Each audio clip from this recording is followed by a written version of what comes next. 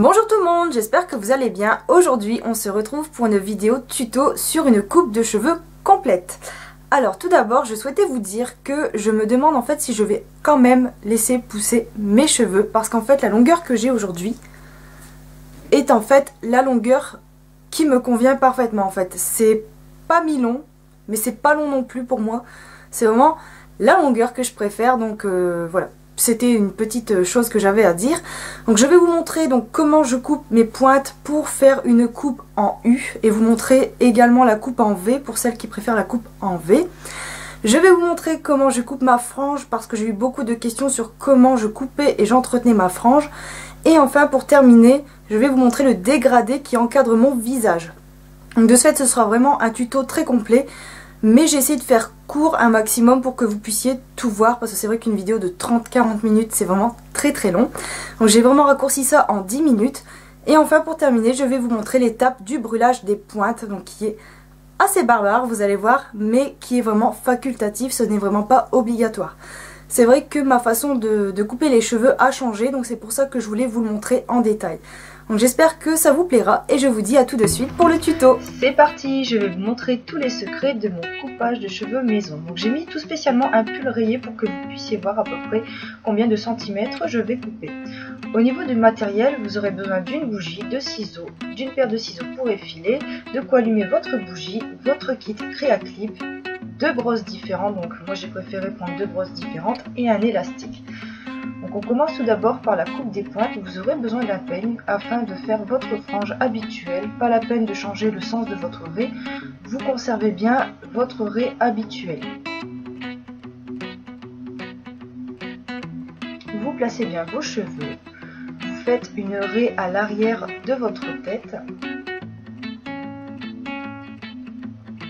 Puisque nous allons séparer les cheveux en deux parties afin de passer à la première étape de la coupe des cheveux, ce qui va vous permettre d'avoir soit une coupe en V ou une coupe en U.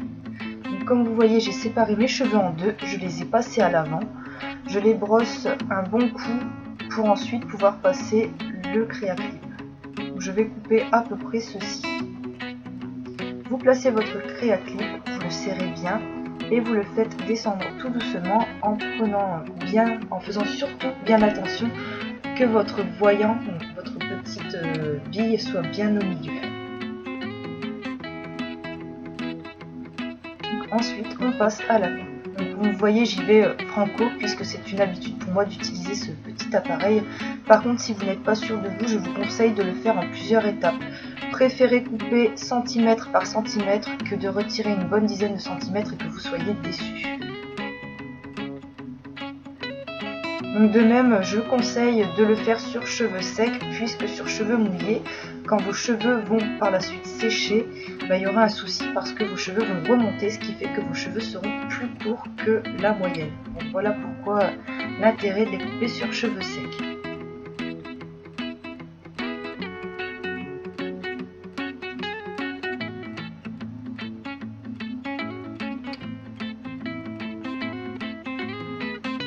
Voilà, la première étape est terminée. Comme vous voyez, ça fait vraiment très droit. C'est régulier, c'est très joli. Mais il faut faire attention car il y a toujours de petits cheveux qui dépassent. Donc bien les récupérer, regardez ça, et ensuite les couper. Comme vous voyez, on en oublie toujours un petit peu, donc il vaut mieux préférer faire ça tout de suite.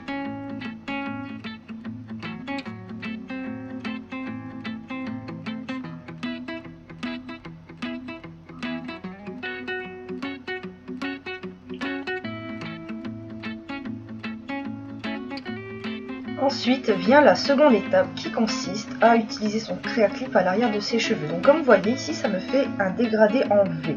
Pour celles qui souhaitent avoir un dégradé en V, vous vous arrêtez là. Ou si comme moi vous souhaitez avoir un léger arrondi à vos cheveux, il va suffire de couper la pointe qui se situe au milieu en bas de vos cheveux.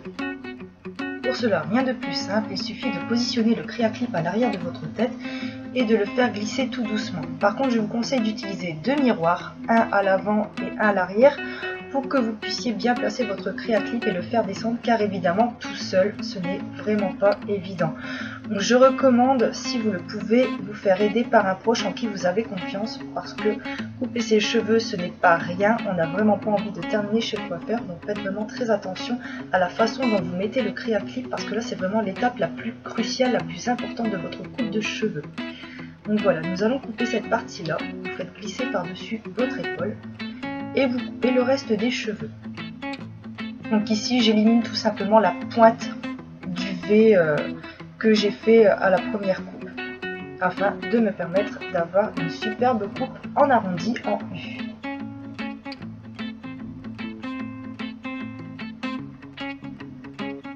Voilà, la première étape est terminée, donc on a coupé les longueurs un bon coup, donc j'ai dû ôter à peu près 5 ou 6 cm, mais je suis plutôt contente, c'est vraiment la longueur que je préfère à ce jour.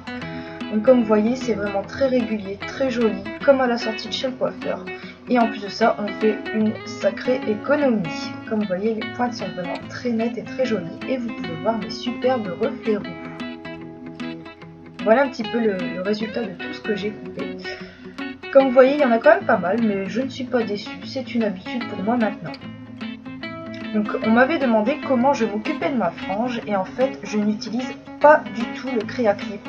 En fait je prends tout simplement mes doigts pour les couper, et je fais de cette manière là. Donc je fais en piquetage. Donc le but c'est de bien laisser les ciseaux à la verticale et de couper au fur et à mesure et petit à petit les mèches. Donc bien sûr il ne faut pas aller très loin ni très haut, mais cela vous permet d'avoir une frange qui n'est pas, comment dire, qui fasse pas Playmobil, on va dire.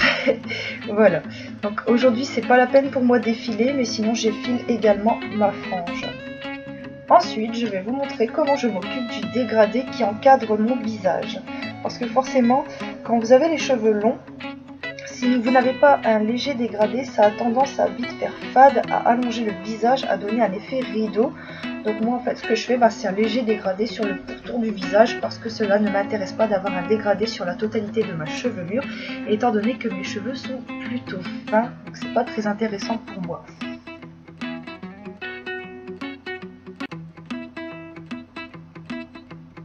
Voilà un petit peu la longueur que je vais ôter, afin de raccourcir un petit peu, parce que c'est vrai que ça avait bien poussé et que je n'y avais pas touché depuis un moment.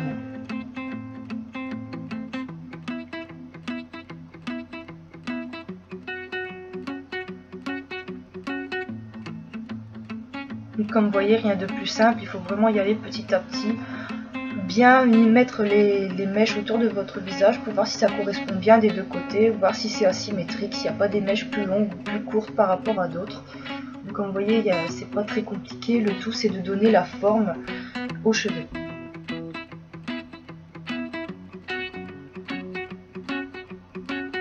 Ensuite on va effiler un petit peu, parce que j'ai quand même un côté qui est assez épais par rapport à l'autre, du fait que j'ai la frange sur le côté. Donc j'effile toujours principalement le côté où il y a le plus de cheveux, pour que ce soit forcément moins volumineux, sinon forcément ça fait pas très joli.